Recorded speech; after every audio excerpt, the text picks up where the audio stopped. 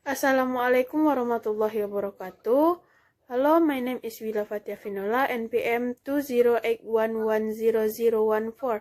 I'm a new student in the Faculty of Psychology at the Islamic University of Riau. Okay, I will discuss the material about the understanding and history of psychology. Pengertian psikologi. Psikologi berasal dari bahasa Yunani kuno yang mengungkap bahwa psike artinya jiwa dan logos artinya ilmu. Sehingga dalam arti bebas, psikologi adalah ilmu yang mempelajari tentang jiwa atau mental. Psikologi tidak mempelajari jiwa atau mental itu secara langsung karena sifatnya abstrak. Tetapi psikologi membatasi pada manifestasi dan ekspresi dari jiwa atau mental tersebut, yakni berupa tingkah laku dan proses atau kegiatannya. Sehingga psikologi dapat didefinisikan sebagai ilmu pengetahuan yang mempelajari tingkah laku dan proses mental. Secara keseluruhan, dapat disimpulkan bahwa psikologi sebagai studi ilmiah mengenai proses perilaku dan proses-proses mental. Psikologi merupakan salah satu bagian dari ilmu perilaku atau ilmu sosial. Pengertian psikologi menurut para ahli. Menurut Pasteur dan Smith pada tahun 2004, bahwa psikologi sebagai suatu ilmu is impartial. 1. Menurut Wundt dalam Davidoff pada tahun 1981, psikologi itu merupakan episode kesadaran manusia, the science of human consciousness. 2. Menurut Woodward dan Marquis pada tahun 1957, mengajukan pendapat bahwa yang dimaksud dengan psikologi merupakan ilmu tentang aktivitas-aktivitas individu. Dari apa yang dikemukakan tersebut, jelas memberikan gambaran bahwa psikologi mempelajari aktivitas-aktivitas individu. Pengertian aktivitas dalam arti yang luas, baik aktivitas motorik, kognitif maupun emosional. 3. Menurut Branca pada tahun 1965, dalam bukunya yang berjudul Psychology, The Science of Behavior, telah menjelaskan bahwa yang dimaksud dalam psikologi itu merupakan ilmu tentang perilaku dan juga mind.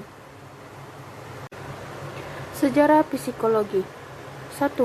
Periode pra berdirinya psikologi. Psikologi memiliki kisah perjalanan yang panjang. Bahkan sebelum Wundt mendeklarasi tentang laboratoriumnya pada tahun 1879 yang dipandang sebagai kelahiran psikologi sebagai ilmu. Psikologi dapat dikatakan sejalan dengan perkembangan kemajuan intelektual di Eropa. Berdasarkan pandangan tersebut, sejarah psikologi dibagi menjadi beberapa periode dan para tokoh ahli di dalamnya. Fase pra-psikologi juga merupakan periode di mana psikologi belum dijadikan sebagai keilmuan, atau juga masih menjadi dasar pemikiran-pemikiran yang menjadi dasar terbentuknya psikologi.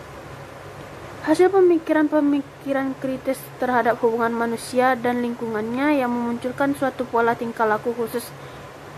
Inilah yang menjadi daya tarik Wundt untuk mendalami lebih lanjut hubungan ketiganya, sehingga muncul istilah psikologi.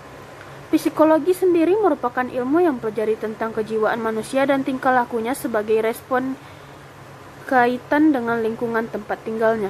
2. Psikologi sebagai ilmu yang otonom. Pada abad ke-19 merupakan babak baru dalam sejarah psikologi. Tahun 1879, Wilhelm Wundt mendirikan sebuah laboratorium psikologi pertama sebagai titik awal perkembangan sejarah psikologi. Laboratorium Wundt didirikan di Leipzig.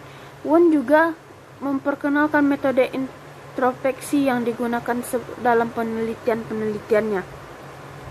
Dia juga dikenal sebagai tokoh penganut strukturalisme karena mengungkapkan teori yang mengurai struktur dari jiwa. Wundt percaya bahwa jiwa terbentuk dari elemen-elemen, kemudian memiliki mekanisme penting yang menghubungkan antara elemen kejiwaan sehingga membentuk struktur jiwa yang utuh dan disebut asosiasi. Oleh karena itu, Wundt juga disebut sebagai tokoh asosianisme. 3. Perkembangan psikologi modern. Sejarah perkembangan psikologi berisi mengenai pendapat-pendapat para tokoh sejarah ilmu jiwa yang menjelaskan mengenai kejiwaan.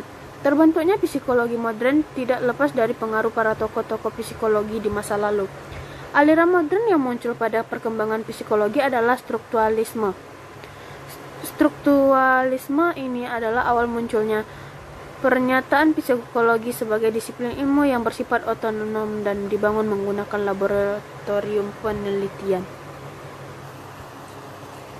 Namun, karena banyak pendapat dan pertentangan makanya muncullah banyak aliran psikologi lainnya seperti fungsionalisme, behaviorisme, gestalt psychology, psikoanalisis, humanistic psychology.